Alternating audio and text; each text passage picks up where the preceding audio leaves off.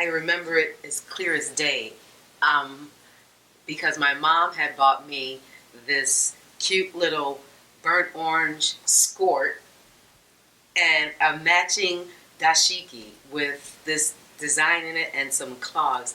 I thought I was the bomb, I swear to God. And it was the day B.U.I.L.D Academy opened up as B.U.I.L.D Academy. Literally, I will never forget, because as we pulled up to the school, there was this crowd of people there, and here I am, this little kid. I'm thinking I'm going to have fun.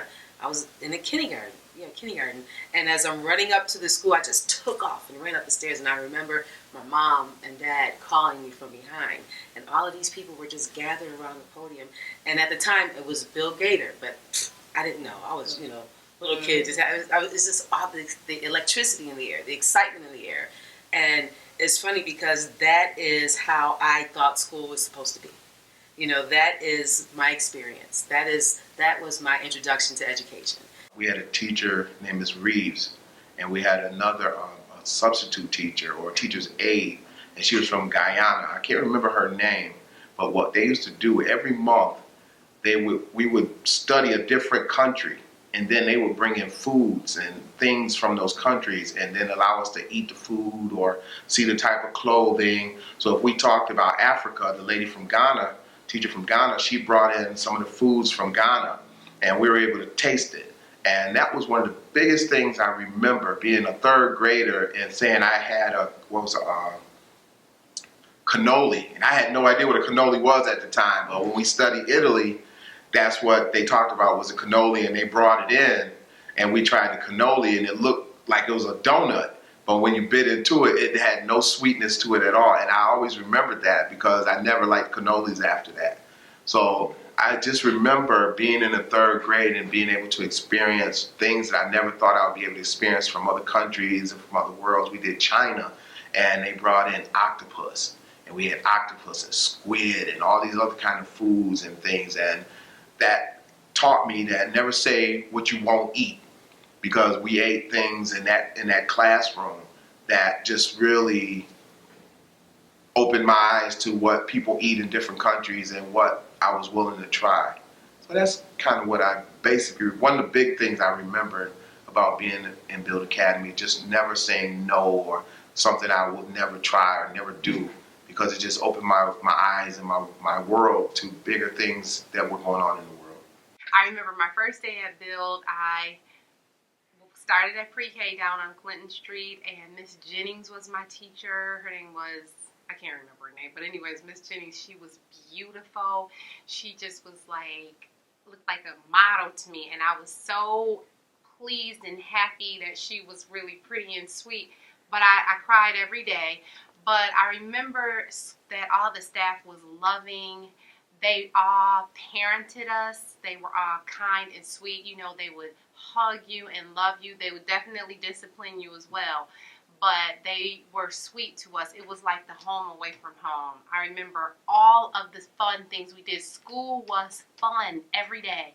I remember it was my foundation for African American history. It's why I know who people like County Cullen is, and people that we may not necessarily know, or these kids in this generation don't know about, but we learned about everybody. I learned the word oration and oratorical there because we used to have the Frederick Douglass oratorical, I think I'm saying it right, contest. Well, going back to the beginning, I first entered B.U.I.L.D Academy as a student in September of 1976. What I remember about it is that my mother one day drove me up to this big yellow building. We walked up the steps that seemed at the time like we were climbing up a mountain. We get to the front door. I look up. There's this big white sign that says B.U.I.L.D Academy. We enter into the school.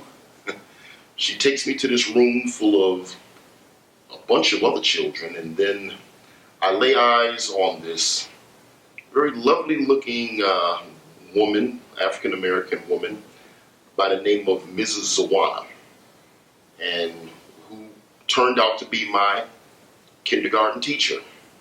And that was where my mother left me. And like most kids at that young of an age, I was 5 years old, I cried my eyes out when she left me there. But, the teacher calmed me down and introduced me to some of the other students in the classroom. And not sure, my memory is not as sharp enough to remember exactly what I did next, but I can remember during the days as a kindergarten student, we did a lot of things, finger painting, drawing, we did African dances, we learned African songs. And also, one of the things that stood out is we learned a great deal about African American history and culture. We learned about the red, black, and green flag and what the colors meant. I remember on the wall she had a little blurb about the UNIA and Marcus Garvey. As a matter of fact, you could walk through the halls of B.U.I.L.D Academy and see pictures of many famous African Americans, and that really was one of the things that stood out about B.U.I.L.D Academy. Danny Wilson, he was him, and he had, I think, a sister that went there. His father was a pastor. Pastor Wilson. Right, and he was very active in the B.U.I.L.D organization, which is why he, his kids also attended school. And I'm not sure if they're Irish, but we just celebrated St. Patrick's Day, yesterday? A couple days ago? A couple days ago. Well, if I was at B.U.I.L.D Academy still, we would know, because for some reason, for that to be an all African American school, we always celebrated St. Patrick's Day. I can remember they had us wearing green to school. I can even remember chasing the guys around with pussy willows. Because of Danny. But the pussy willows, that was a Polish tradition. That was not St. Patrick's Day. That was a St. Patrick's Day? No. What did we do on St. Patrick's Day? What it we did was, I think Bill was trying to Dingus Day. incorporate. Right, Dingus Day. But what I think Bill was trying to do, it was trying to incorporate with us to learn about all types of cultures. Right. Not just ours, Right. but to learn about ours. Right. Love ours. Right. Cherish ours. Right. But to incorporate others and Right. accept others. Because Right. Danny, he would still be my friend today if I had any connection with him. And if anyone out there knows how to get in contact with Danny Wilson, he went to B.U.I.L.D Academy. Right. Hook us up. Yes. Hook us up. Yes. I remember the plays. They did Pearly. They did The Wiz. So you knew about the black plays that were on Broadway because the music teacher brought them right to B.U.I.L.D Academy. The Haunted House. I remember the Easter egg hunts on the grass in the front. I remember we had skating parties right in the auditorium. Parents were always there because there was always something going on. They had fashion shows. They had all kinds of clubs. It was always something to do. You always wanted to be at school. My favorite memory of all time was when I performed in a Black History Assembly at Clinton Street back in February of 1977. This assembly came right on the heels of both the Blizzard of '77 and the television premiere of the TV series Alex Haley's Roots, which both of which happened at the same time. And when we came back to school, we performed a scene out of Roots. I don't remember a great deal about that performance. What I do remember is that they had us put on these brown dashikis, and we would walk down the aisle to the stage with a small candle in our hands. We got up on the stage and we formed a semicircle, and all of us took turns doing different dances, a dance of our choice or whatever came to mind. And I remember when it came to be my turn, I remember getting out to the middle of the stage and doing a little hoedown, clapping my hands and stomping my feet. I remember that so vividly, and I remember the audience cheering me and doing it right along with me. It was fun, but it was strange. But to tell you the honest to God truth, and I think I could probably say this for us all, we were told that if we did a good job on stage, that after the performance, we were going to get candy because there was a supermarket around the corner from the school in the Town Gardens Plaza, a top supermarket. And Mrs. Awano, went there and bought a bunch of candy that she showed us in the classroom. And she told us we did a good job. And I remember we actually marched outside of the auditorium all the way back to our classroom at room 109, and we got our candy. So that was a good memory right there. That was one of my favorites. Fourth grade was Miss Baxter. I loved her. I admired her. I looked at her as a role model, as a black, beautiful woman that I aspired to be. And then from fifth grade, it was Mr. Davis. Oh my God. When he allowed us to just do the Soul Train dances and all that, I loved Mr. Davis. My first grade teacher, Clara Davis, was among my favorites because she was a first grade teacher who took maybe 25 first graders to Washington, D.C. So she had a big, huge impact on my life because she exposed us to a lot. Karen McLean and Eula Pennington were teachers when we moved into this building on Fudron who were very instrumental in my life because they had high expectations for us. Not that all the teachers didn't, but theirs were very, very high. They treated us like high school students and we were just in elementary school. Mr. Jackson, Mr. Hawkins, they were, I would say, they were two of my biggest influences. Being a young man growing up in a fatherless home, it was my opportunity to come to school and have a male role model. Those two gentlemen taught me a lot about manhood, taught me a lot about being responsible for myself and my actions. Even though I acted out a lot and I was in trouble a lot, it taught me that I couldn't blame it on anybody else. It was all about what I did. So when I did something from that point on, I realized that I was the one that had to take responsibility for it. And that's how I grew up, was thinking about things that I was going to do or thought about doing, and realized that, okay, if I do this, it's going to be me that's going to have to be responsible for it. And a lot of times that would persuade me, based on what I learned from being around those two men, how to live my life and how to carry out things that I did in my life. Well, there are a few teachers that come to mind. First and foremost was a man by the name of David Jackson. He was my second grade teacher, and not only that, David Jackson or Mr. Jackson, he had the distinction of being the very first black male teacher that I've ever had.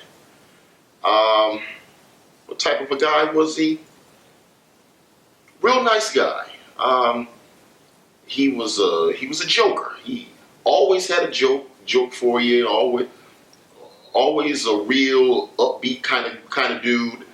But at the same time, don't get it twisted, because Mr. Jackson did not play.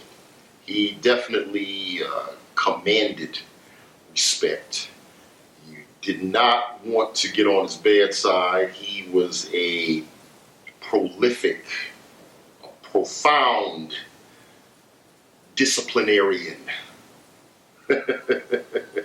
Such a stern man, a strong man. And I remember his influence on me being that he rewarded you when you were good, but he chastised you when you did not do the things you're supposed to do. And that ebb and flow and that balance really helped me, in life in general, because one of those things was that he just did not really go for any of the stuff that kids our age, and we weren't bad kids, we were good kids back then, but just he would not go for anything mischievous in his class, and he was really a stern but fair teacher. And his teaching methods were excellent. I mean, just the way he can get me to do math, which was my worst subject at the time, and how to figure out problems and solve problems was just incredible. I mean, he was just an immaculate teacher, highly popular in school. We couldn't walk in the hallways without anyone really saying, "Hey, Mr. Jackson," and everyone would get excited just to see him. And he had that type of glowing personality that really had an influence on me. And I always said that he was one of my biggest influences as a teacher at B.U.I.L.D Academy. And he definitely somebody that had a big effect on my life. He was a real smart man, really into teaching, really into into the youth, into us. He took us on as if he was our father away from our home. I'm the product of a two-parent home, grew up with a mother and a father. And when my dad wasn't around, he definitely filled in his shoes very nicely. These are the people we would go to school to see every day. So, I mean, it's hard for us to remember them all because that was so long ago. Right. But I do remember is the atmosphere in that school. Every single teacher, counselor, whatever, made us. It was a village, literally. And when you talk about entrepreneurship, remember when we went to that one school to buy, not school, but class, to buy our candy and just learn about how to count, how to establish yourself as a business person? Miss Davis. Mm-hmm. Miss Davis. I loved her class. I was afraid of many a day because she had so many pets in there. I was afraid of those pets. But I loved her entrepreneurship. And it taught me that we could build as a person and learn how to establish ourselves as people. And I think that's why I've learned to be able to maintain what I have today. Just watching what she incorporated for us. Another teacher that I had was my fourth grade teacher, a lady by the name of Freddie Fordham. God bless that woman. God bless that woman. Wonderful lady. First and foremost, I as a student at B.U.I.L.D Academy, academically speaking, I was not very sound academically, but she was a woman that I remember took a great deal of time with me. She knew that I was struggling as a student. She knew that my mother, who also was a teacher, kind of had her struggles with me getting to do my homework. And particularly in math, that was a real challenge. I remember that being a real challenging subject. And she said, "Douglas, we're gonna get through this. We are gonna get you through this." She was another one who really believed in me. Always had a smile on her face. I never heard her raise her voice.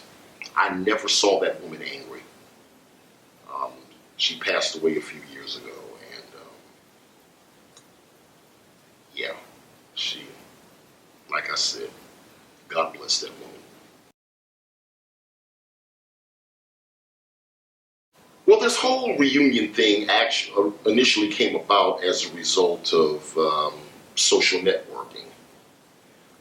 The whole advent of social media, was the newest means of communication. And Facebook was a site that I had recently joined. I had joined it in 2008, I believe. Towards the end of 2008, I had joined Facebook. And I hadn't been on it too long before I had started a group called B.U.I.L.D Academy Alumni. And wasn't anything special about why I did it. I just basically did it.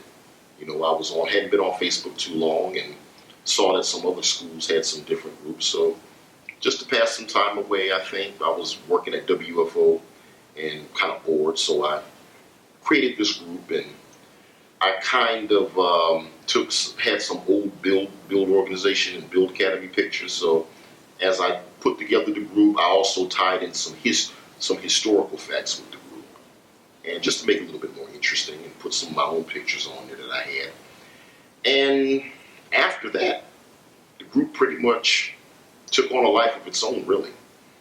And a lot of people would come in. I think we got up to 500 or so people that we wound up getting in there. I'm sure we got more now.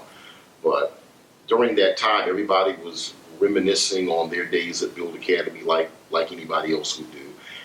periodically somebody would make a post in there about inquiring about a reunion or suggesting a reunion, and I would see it, and I didn't really give it much thought, to be perfectly honest with you, because my thing was, you can have a reunion, but I'm not going to organize it. But what wound up eventually happening was one day, one of my old classmates, Govan Hill, had approached me saying that we ought to have some type of a little get together at Futuron. And nothing too elaborate. We'll just order some pizza, a few pizzas, order a few boxes of chicken wings, and see who comes out. And I played around with it a little bit, and one day I decided to just put that out there. I mean, I double checked with Govan to make sure he was sure he wanted to take part in that. So I put it out there, and I remember we started to get a good response to it. I just saw the momentum building and actually it all coming together. And it was something that I said, I think that'll be a great idea. I felt that it would, honestly be just incredible to try to bring back something that was kind of swept under the rug, so to speak, and sort of forgotten about. I know how I felt about being at B.U.I.L.D Academy, but, it was kind of like something you just, put in your memory vault and keep to yourself. And, I knew that it affected a lot of people's lives, but when we talked about doing a reunion, it was like, well, that sounds like a good idea. Maybe we can get this thing going. And I didn't realize what we were really getting into was something bigger than what I even thought it would be. And people were really excited. I think we had scheduled it for around Juneteenth time, because Juneteenth was tied into the history of the B.U.I.L.D organization and B.U.I.L.D Academy as well. And eventually, everything was going good until one message that I got from and I started to get a few other messages that would follow from some people asking, okay, this reunion, who is it open to? I mean, is this for everybody? And I responded by saying yes.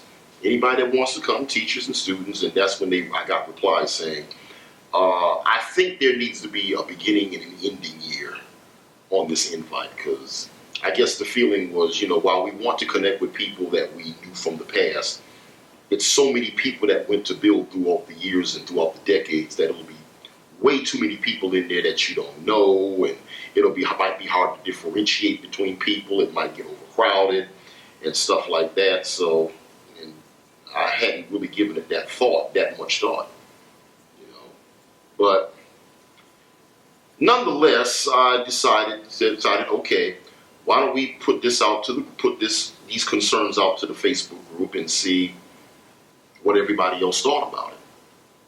So we put it out there, and one of the suggestions that came back, at least a couple of them came back, saying that some of the older students said that if there's going to be a reunion, I think it should be a reunion of those students that attended the original Clinton Street location first before we do any other reunion. I had not thought of that, and a light bulb immediately went off in my head. That was a sensational idea. Because, speaking for myself personally, I've been in Clinton Street a few times. I think the last time I was there was like before 2010 was 2003. I did an educational documentary for a local organization. And, but I knew that for a lot of people, that would have been their first time going into that building. So, hey, why not? And that ties right in beautifully with the history of the organization. And it would be really, really interesting to see who many of those original students were and graduates were. So ultimately, that's what we rolled with. And it wasn't there was no real attempt to exclude or ostracize anybody from the Futuron location, as some thought. It was just a situation where the original idea was to have something big for everybody at Futuron, but a lot of people started to disagree with it because they just felt it would have been too many people and nobody would have known each other, and it wasn't really focused on a certain group.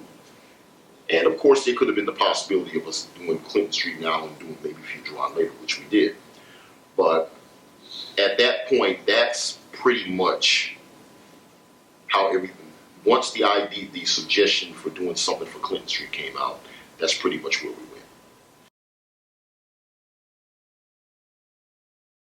That was more of a party. Was it?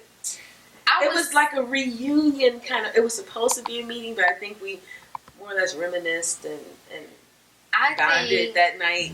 I think we You know? embarked upon our ancestors, and we brought them forth, and Oh, they came and they touched It came us through. because we didn't have a meeting. No. We spent the next 2.5 to 3 hours reminiscing on all of our years, all of our respective years at B.U.I.L.D Academy. I mean, there were laughs, there were some tears. It's kind of emotional, you know, when you're sitting back there and emoting and reminiscing and thinking back to some passed on classmates and passed on teachers. And somewhere in the midst of that meeting, I remember we spontaneously broke out into singing Lift Every Voice and Sing. We sat down and we were supposed to be meeting on how we're going to lay it out, what we're going to be the initial plans. And what happened was it turned into a, wow, what Bill did for me meeting instead of a meeting of what we're going to do for the first reunion. And that really just broke the ground. That just kicked the door in and gave us all the momentum we needed. It was just incredible to sit around those people and see the passion. And everyone told stories about what B.U.I.L.D Academy meant and what certain individuals did for them and the things that we did as students at B.U.I.L.D Academy that were really unique. And at the time, we didn't realize they were unique. We thought they were normal because that's the school that we were all raised in. I believe it was at that moment that we officially decided that if we were going to do this Clinton Street reunion, let's do it right.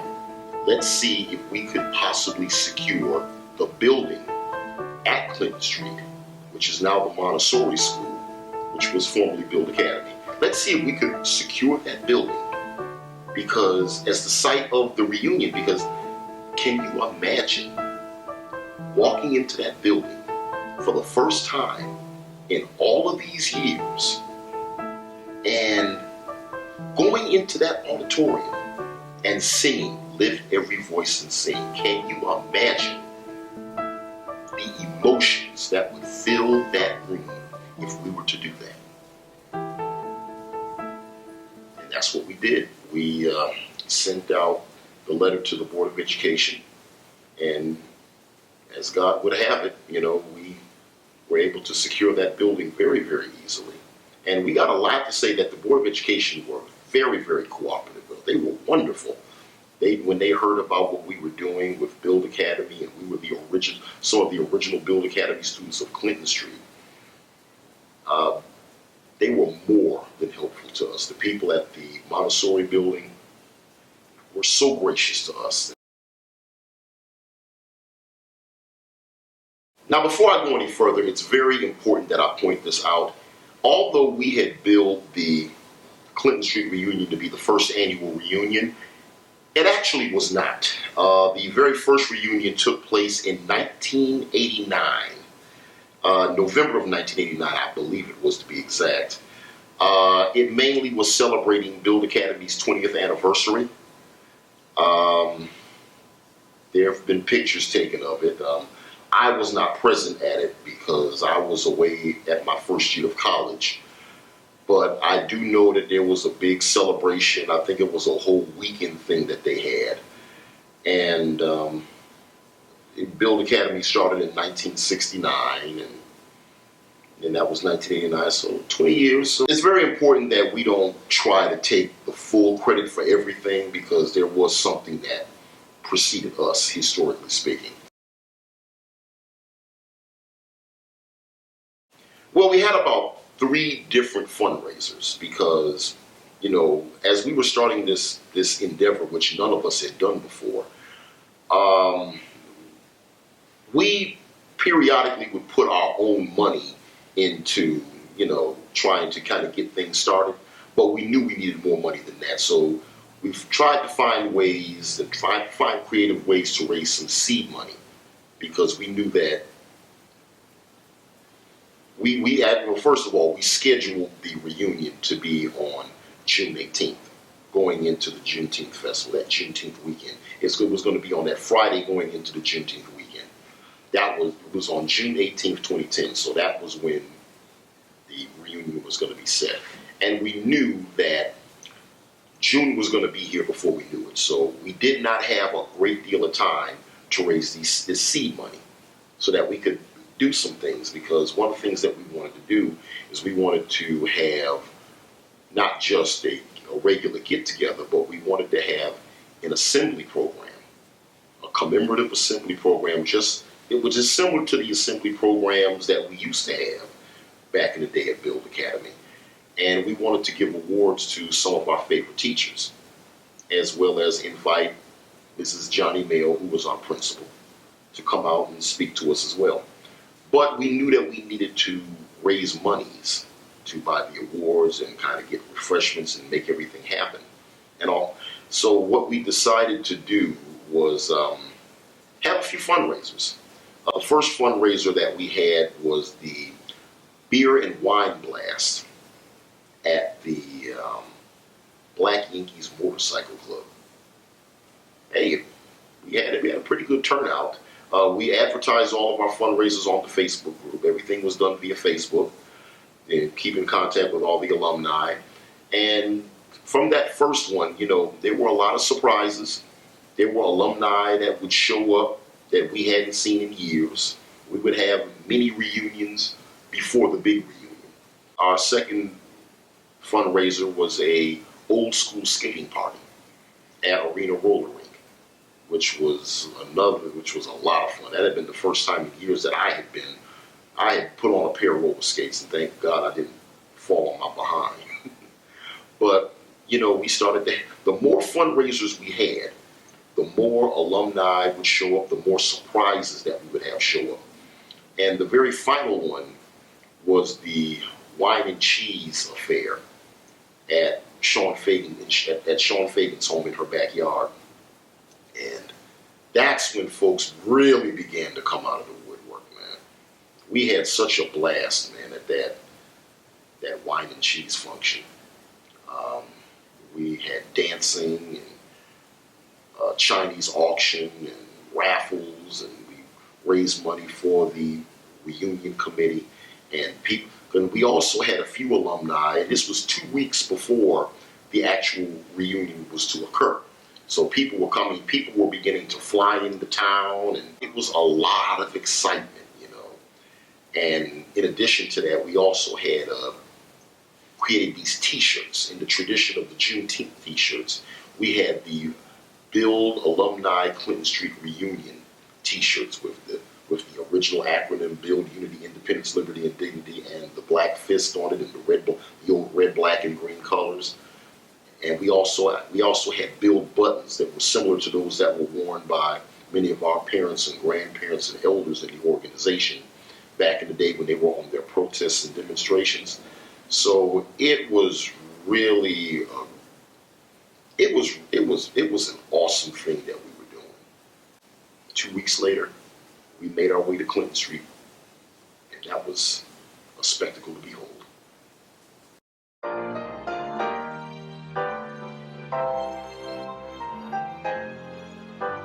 But the culmination of all of our hard work was rewarded by us all being in that facility, the original B.U.I.L.D Academy location on Clinton Street, and walking in and seeing these people just come in through those doors and see and feel the energy and the smiles on their faces, and just amazing. A lot of people came that I was just so shocked to see that I haven't seen in years, literally maybe 20, 30 years, if not longer. As I stood on that stage, it took me back to February of 1977 when I was dancing on that stage as a 5-year-old child in a brown dashiki.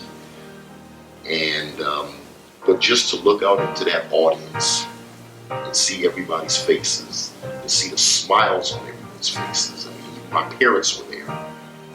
To see Mrs. Mail's face. One of the moments that stand out to me is Miss Johnny Mail, who was my principal and was really just instrumental in a big part of me just knowing about induct herself as a human being. She is just a phenomenal human being and one of the big influences of my life, on my life as well. When she walked in, quite a few of us were there already. She walked in and it was just like, something just out of nowhere. She walked in and everyone just was just so happy to see her and they greeted her and it was just phenomenal. And just seeing her happy, you can tell that she was just so proud of us. And it's amazing, I'm 43 years old now, and then when we did the reunion, I believe I was actually just 40 or turning 40. And, you think at that age, you still remember back and reflect back, okay, we made her proud. Right. And that was so important to me. It was like, wow, she walked in and just was amazed. And you know what? We did a great, that's when I really started to realize we did a great job in planning this. Walking up those stairs. Listen, oh my and God. walking through those doors and going into that Oh my auditorium. God, I'm having issues right this minute. Just Lift every listen. voice and sing. Take no, us back listen. to that. When before we got there. I don't think people even realize, Ooh. Doug. Honestly, I don't think people Ooh, I'm getting realize. chills right now. Before I agree. Before, Honestly. let me know if this gets to you. Go ahead. When we first got to the school and we walk into the auditorium, I walk on stage. First of all, everything looks so tiny now. Because when we were there, we were this big. So everything looked huge. But now we walk in this room and it's so tiny. But I get on stage and I open the back door and I look out. And then I look to the piano and Mr. Singletary is on the piano.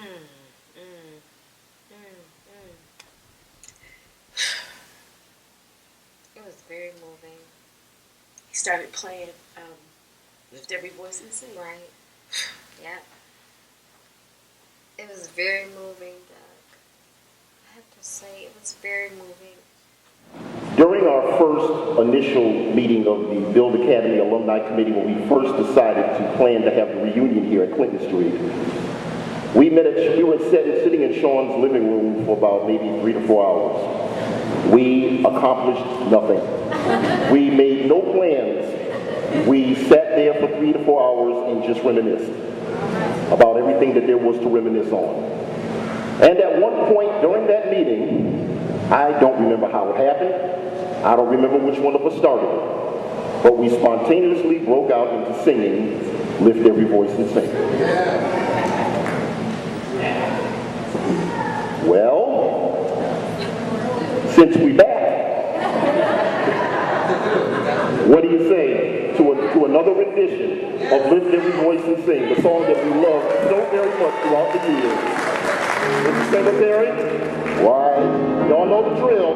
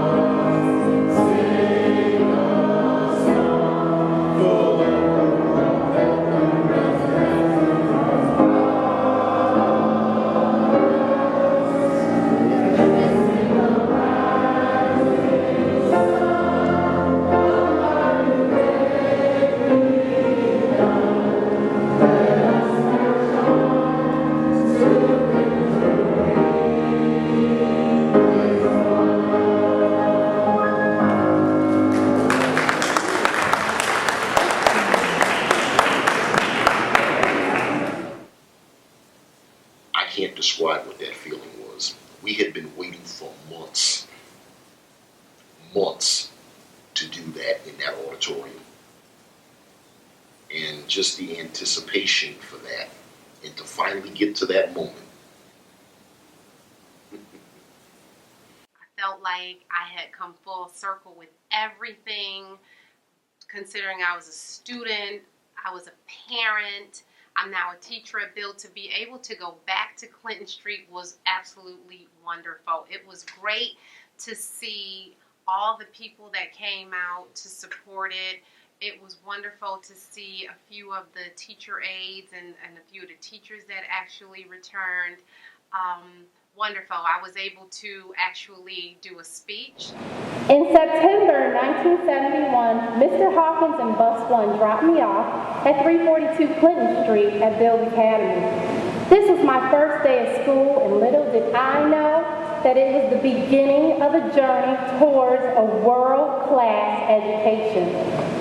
B.U.I.L.D Academy was different. It wasn't just a school, it was a home away from home. It was a place where teachers like Miss Davis, Miss Rudolph, Miss Fordham, and Mr. Jackson taught with competence and diligence.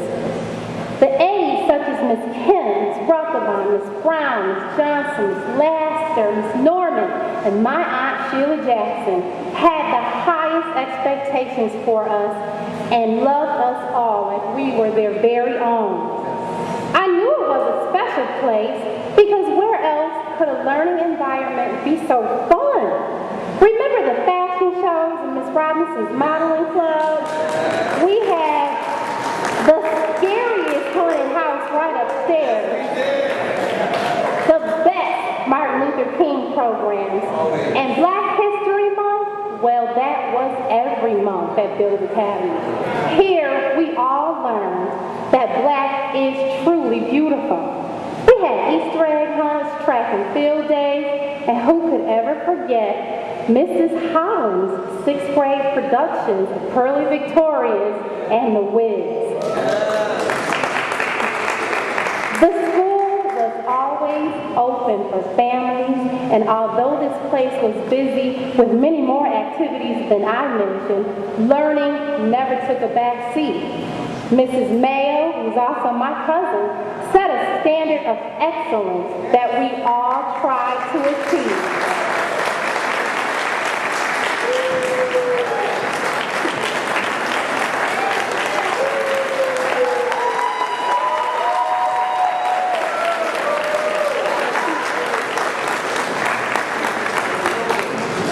B.U.I.L.D Academy taught us to be the best that we could be. It taught us to build relationships and character. It taught us that unity and not division was the way to conquer the world. It taught us to live our lives with integrity and intelligence. It taught us to be leaders, as this great committee has demonstrated today. And it taught us not to forget, and it taught us to have dignity. So in closing, let me say, as a former student, a former parent, and for the last 10 years a teacher at B.U.I.L.D Academy, I can honestly say that this school has taught me a lot and it means a lot to me. I am proud to be a product of what was and what is the best school in the city of Buffalo. Thank you. I was so happy to be able to stand in front of my peers, in front of some who are now my colleagues, and in front of former staff there, and actually be able to talk about B.U.I.L.D. It was an honor. It was an honor that I don't know that I've had anything where I felt so honored and happy to do it. Presenting an award to the family of Bill Gator, who I spent a lot of time with when I was putting the documentary together, to call Mrs. Mayo to the stage. Not only that, and to hear her address us as B.U.I.L.D Academy alumni for the first time in almost 35 to 40 some odd years. To see this woman who we all looked up to and set such a high standard for us was just incredible. I am so proud of all of you. I am just so proud. So let me just stick to the words I wrote because I don't want to forget anything. And I'll start with, how do I spell proud? I spell it B.U.I.L.D Academy students, of whom I am so tremendously proud. How many principals of an elementary school can boast that her students are the best that the public schools in Buffalo have ever produced? I mean, they may say that, but I've said it, and there's the evidence right out there. All of you, sitting right there in front of me, 41 years later, okay?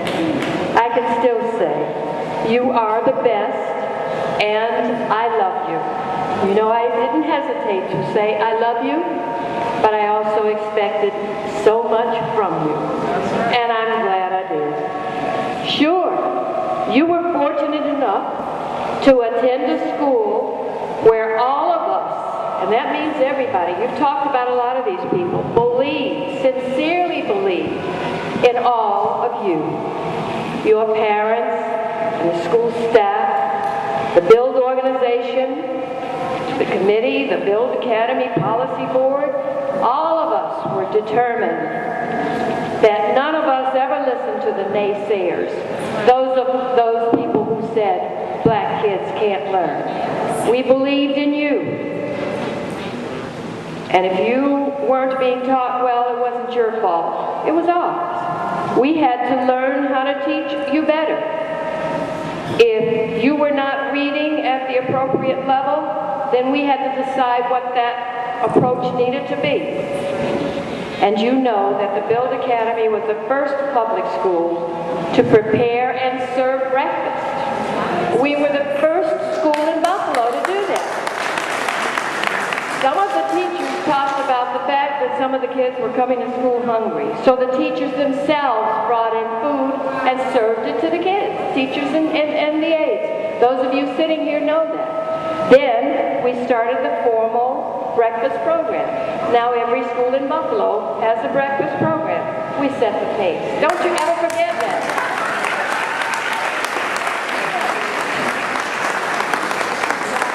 We were the first public school to offer dental service on site. You saw that right here.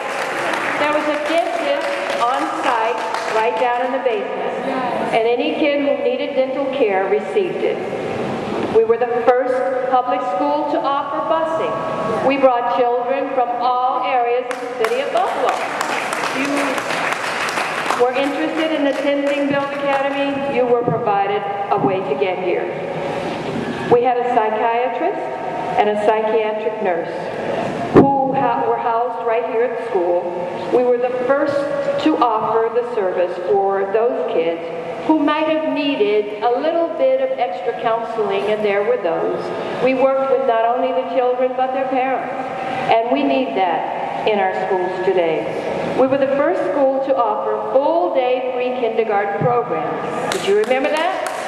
We had children who started here at 3 years and 9 months old, and we kept them all day. We were the first. Now I think all the pre-kindergarten programs in the city are all day. We were the first school to say there will not be, let me repeat that, there will be no suspensions at B.U.I.L.D Academy. We absolutely suspended no one. When I saw in the paper the article about the 15-year-old student who was gunned down because he was loitering in the halls and later died, my heart ached. I looked at his picture in the paper and I thought, all somebody had to do was bring that child into the office if he was loitering or wherever they wanted to take him and say, you sit here. If you're not going to be in your classroom, you will be here where we can keep our eye on you. That's what we did. Did we ever send a child away from B.U.I.L.D Academy because they were acting up? I'm not saying you were perfect. Some of you have alluded to that. You were sent to the office, and when you came, you didn't like it very much. I didn't have to do a lot. Many of you have said, all I had to do was give you the what? The look. All I needed to do was give you the look, and you knew what that meant. You were pushed to be the best that you could be. You were told that if you could perceive it, then you could achieve it. So many of you have achieved it, and I've followed you through the years. I've seen some of your parents who keep me updated on what you're doing. So believe me, I know. And some of you I see personally, and My Doug, as he said, we've maintained our relationship, so we talk a lot, and he's kept me updated on what's going on with most of you.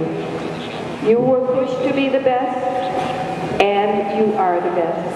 I am so proud to have been your principal, and I will stop before I cry. I love you. I thought to myself that in addition to having Mrs. Mayo come to that reunion and address the alumni, there's another lady that I wanted to invite. Miriam B.U.I.L.D, the head of the B.U.I.L.D organization's education committee, one of the living founders of B.U.I.L.D Academy. Now, I knew that some people were familiar with her, but I knew most weren't. How awesome would that be to have Miriam B.U.I.L.D at this reunion? She was the right hand to Bill Gator. Bill Gator is no longer with us. He was there. He was with us in spirit that night. But to have a living founder right there, for her to see what they had fought for all those many years, the whole event just got special and special by the minute. Saw people who I hadn't seen in years, met new people who I'd known for years and didn't know they went to B.U.I.L.D Academy. And that I found to be very interesting, that seeing so many people who I've known and people who are doing different things in the community and find out later that they were also influenced by being a part of B.U.I.L.D Academy. And that was one of the big things about B.U.I.L.D Academy, is that looking at a lot of people who attended, especially on Clinton Street, you see them now, and a lot of those people are doing things, book writing, publishers, and those kind of things, movies, television, radio. It's so much that they're doing based on that experience of being a part of B.U.I.L.D Academy and being motivated to be the best that you can be. And that's one of the things that B.U.I.L.D did, was it encouraged you, no matter what your situation or where you lived or how you lived or where you grew up, was to be the best that you could be at whatever it was you were doing. After that night was the Juneteenth Festival, and we marched in the parade in the tradition of the B.U.I.L.D organization. We had the B.U.I.L.D banner out there with us, and we walked in that Juneteenth parade and chanted, "Say it loud, I'm black and I'm proud." We got everybody all the spectators in the community hyped with us and saying it along with us. And we even got out there, and once again, we just couldn't help it. We broke into another version of Lift Every Voice and Sing. And it was just an awesome, awesome experience. A plaque dedication was held Wednesday at the original site of the B.U.I.L.D Academy on Clinton Street in Buffalo, now home to the Bennett Street Montessori. The B.U.I.L.D Academy was started in 1969 as Buffalo's first community school, the forerunner to charter schools, to provide quality education for inner-city students. The curriculum emphasized African American history and culture while promoting literacy for children with varying academic needs. The B.U.I.L.D organization stood for Build, Unity, Independence, Liberty, and Dignity. I see the face of these students here, and I know that our mission was accomplished. I mean, we meant something to them, it meant something to their lives, and so that means so much to me. In 1977, the Academy moved to its present location on Fougeron Street.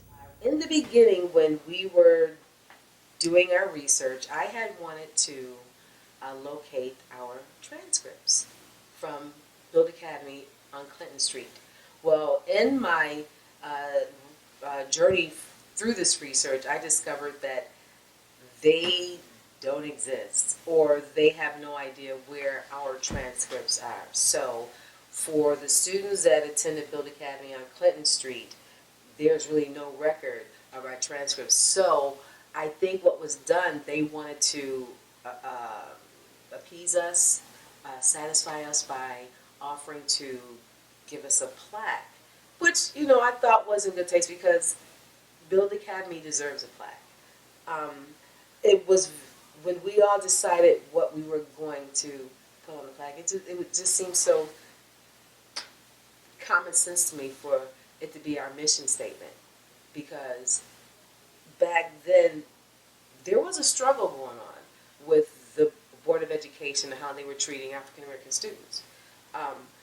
Our community took a stand. We set out on a mission, and that's what just seemed to make sense to put on the flag. Mission accomplished. A year later, we had another reunion, a follow-up reunion at Futuron, which we called it the 80s reunion, which was to be for that second wave of students to come into B.U.I.L.D Academy during the whole integration period and the whole inception of the magnet schools into the Buffalo school system. And, where many kids were bused from the suburbs and the white communities into the east side of Buffalo. And that first wave of students, that's who that reunion was for. And the turnout, honestly, was not what we would have liked for it to have been. But there were definitely some special moments there. We brought some of the teachers that were with us at Futuron during that era, because we had just as many wonderful moments at Futuron that we had. Same as we had at Clinton Street. I mean, we were the young, from my class, the class of 85, we were the youngest among the youngest students to leave Clinton Street. So the majority of our years were pretty much lived out at Futuron, and we had some wonderful, wonderful moments at Futuron as well. People expected us not to succeed. That thought never even entered my mind. To me, it was always possible for us. Any type of animosity or put down that would come my way, it was something. It would roll off my back like water off a duck's back, because B.U.I.L.D Academy gave me that. It's like I didn't know that they thought I wasn't going to succeed. I didn't. You know what I mean? It was ingrained into me that I could do anything I wanted to do, because that's all I knew. That to me is a legacy for B.U.I.L.D Academy.